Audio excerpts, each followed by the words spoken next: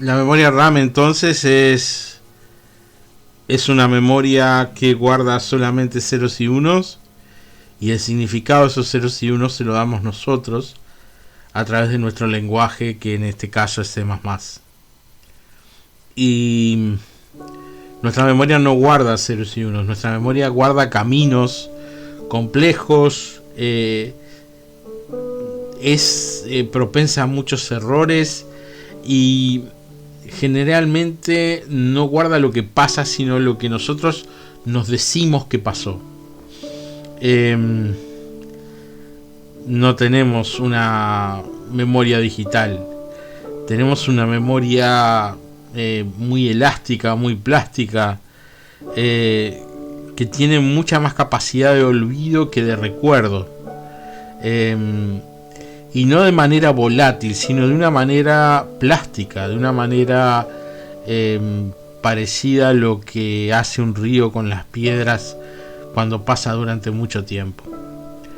Nuestras memorias, nuestros recuerdos son modificados cada vez que nos narramos, porque cuando los narramos o apelamos a ellos en determinado contexto, y en ese determinado contexto podemos resaltar de ese relato que nosotros tenemos guardado en la memoria alguna cosa más que otra, porque se aplica más o nos interesa que se aplique más al momento.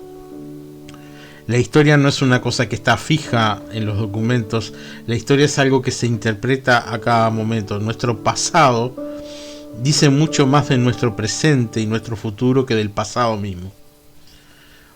Por eso hablar del pasado no siempre implica un volver hacia atrás, sino a veces es una manera de saltar hacia adelante. De todas maneras, el pasado simplemente es una ficción que nosotros tenemos. Nosotros lo único que tenemos es lo que está pasando en este momento. El exceso de pasado genera trastornos en la personalidad. El exceso de futuro también genera. Y tener ese sentimiento de que hay cierta certidumbre en el pasado y en el futuro es un sesgo cognitivo que todos tenemos. El pasado generalmente nos deja siempre bien parados, y el futuro a veces nos descoloca si no pensamos que está bajo control. En esta época que estamos viviendo, donde el futuro es tan incierto, a veces apelamos al pasado para tratar de encontrar recursos para enfrentar la situación, para enfrentar nuestro presente. Pero no está en una memoria RAM, y está en una cosa mucho más dúctil, mucho más compleja que estas cosas que estamos hablando. Pero volvamos al mundo seguro, quizá mucho más seguro de lo que son nuestra memoria, y volvamos a ese espacio de memoria que se llama espacio de memoria RAM, en donde conviven al mismo tiempo procedimientos, algoritmos, programas y datos.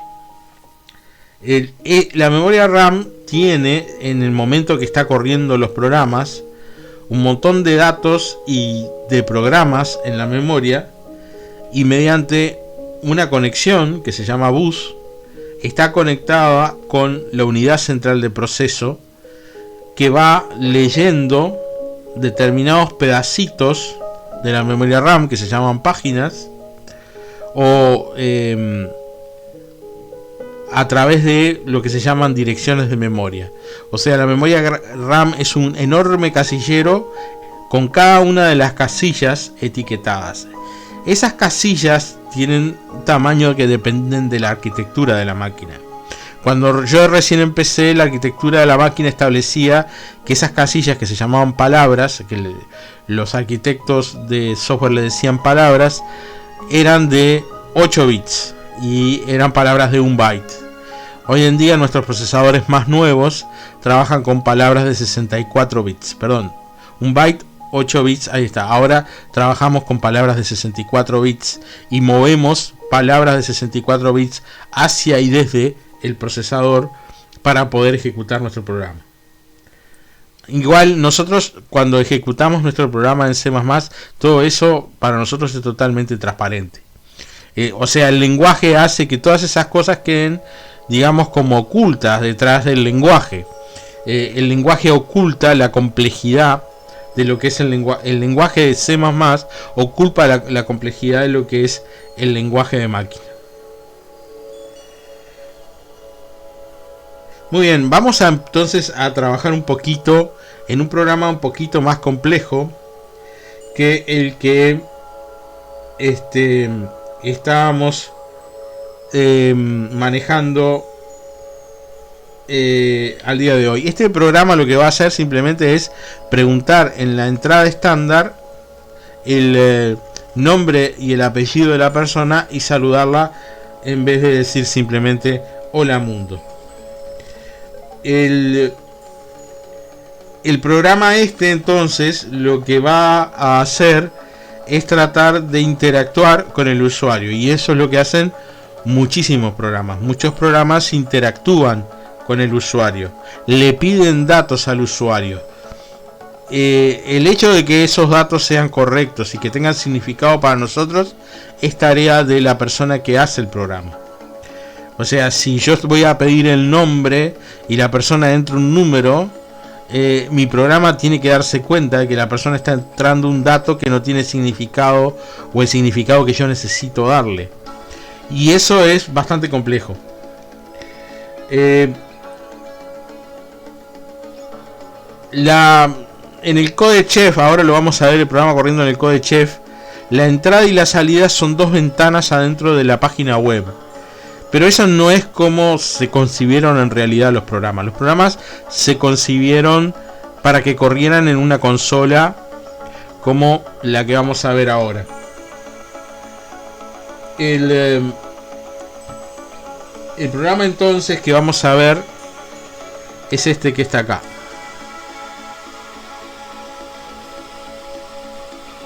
Déjenme achicarme un poquito más. Ahí. Perfecto. Ping.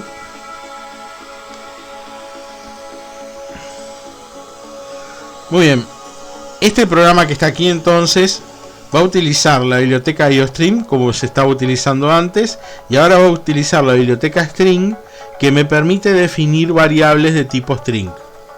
O sea, cuando yo defino una variable, tengo que decirle al compilador de qué tipo va a ser la variable, porque con eso él va a reservar los pedacitos, las palabras de memoria que sean necesarias para poder almacenar los datos en esa variable. Yo acá estoy diciendo que voy a reservar dos espacios en la memoria RAM y los voy a etiquetar como nombre usuario y apellido usuario, y esos dos espacios que se tienen como etiqueta nombre usuario y apellido usuario van a mantener en ese espacio de memoria una concatenación de caracteres o un string, una lista de caracteres. Las listas de caracteres es todo lo que está entre comillas en este programa, y las listas de caracteres no son un tipo en que inicialmente se había concebido que iba a trabajar el C++. Entonces lo que pasó es que se creó mediante bibliotecas la capacidad de manejar strings. Hay algunos lenguajes de programación que esto ya lo tienen incorporado. En el caso de C++, muchas cosas se van incorporando en la medida que se van incorporando las bibliotecas.